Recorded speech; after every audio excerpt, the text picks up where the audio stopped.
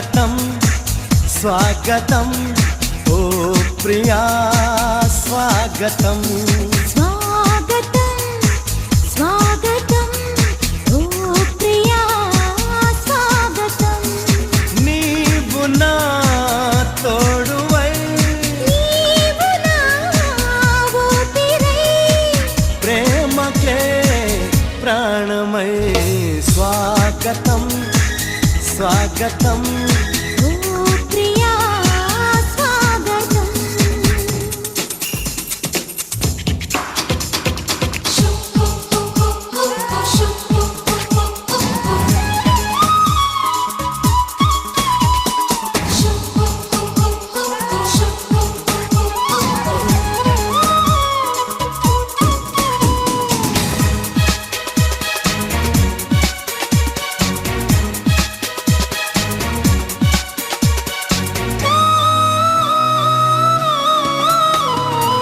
చెలిమి ఎరుగని నా మదిలో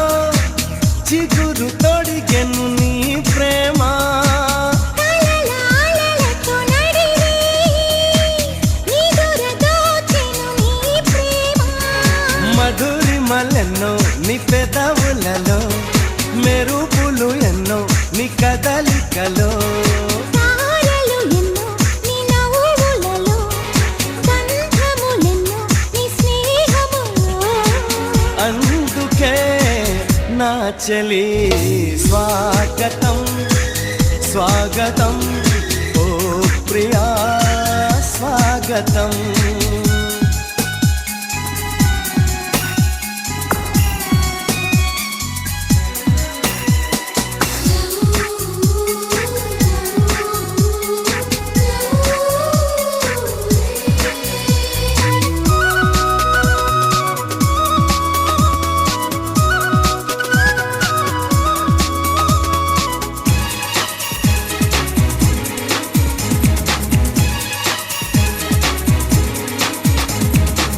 దివిని వదిలిన దేవతల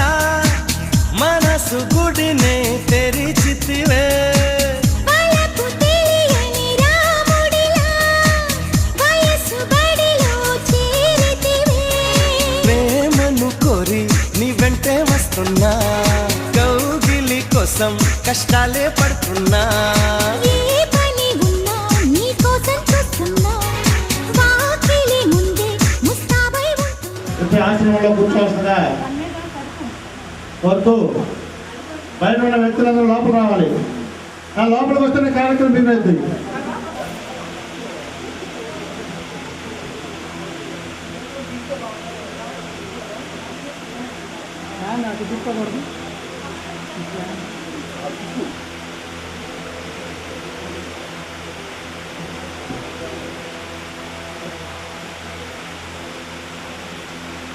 బాలనేని బాలసారయ్య